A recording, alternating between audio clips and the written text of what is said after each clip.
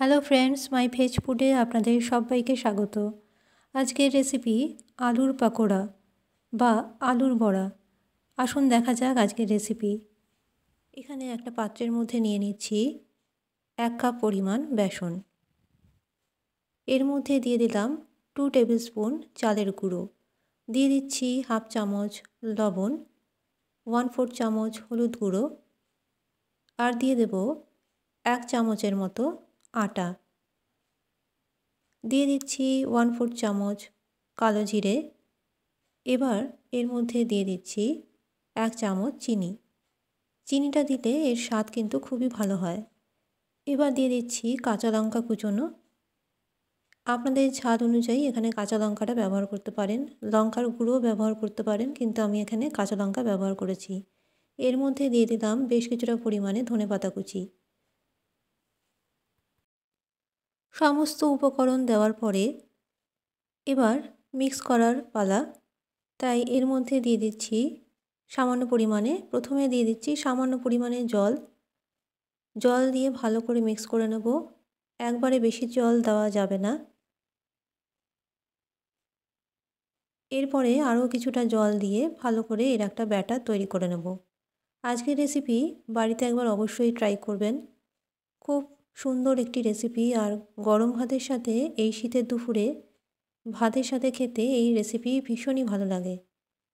জল দিয়ে ভালো করে এটার একটা থিক ব্যাটার তৈরি করে নিচ্ছি। খুব বেশি পাতলাও করব না, খুব বেশি ঘনও হবে না, সেরকম একটা ব্যাটার তৈরি করে নেব।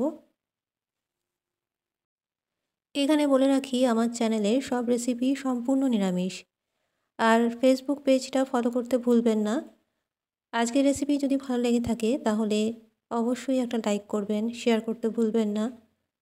আর ভালো লাগলে চ্যানেলটি সাবস্ক্রাইব করে রাখতে পারেন এই রকম নিরামিষ রান্নার আপডেট পেতে। সাবস্ক্রাইব করে পাশের বেল আইকনটি প্রেস করে দেবেন, তাহলে যখনই আমি কোনো রেসিপি আপলোড করব আপনারা সেটা সঙ্গে সঙ্গে পেয়ে যাবেন।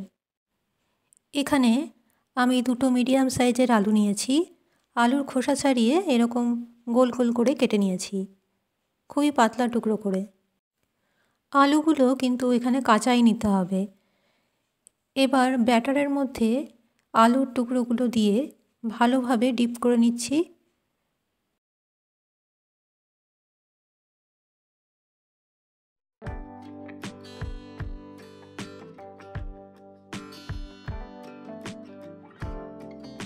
আলুর টুকরোগুলো ব্যাটারের মধ্যে ভালো করে ডিপ করে গরম তেলের মধ্যে ছেড়ে দিচ্ছি, আর একটু লালচে করে ভেজে তুলে রাখবো।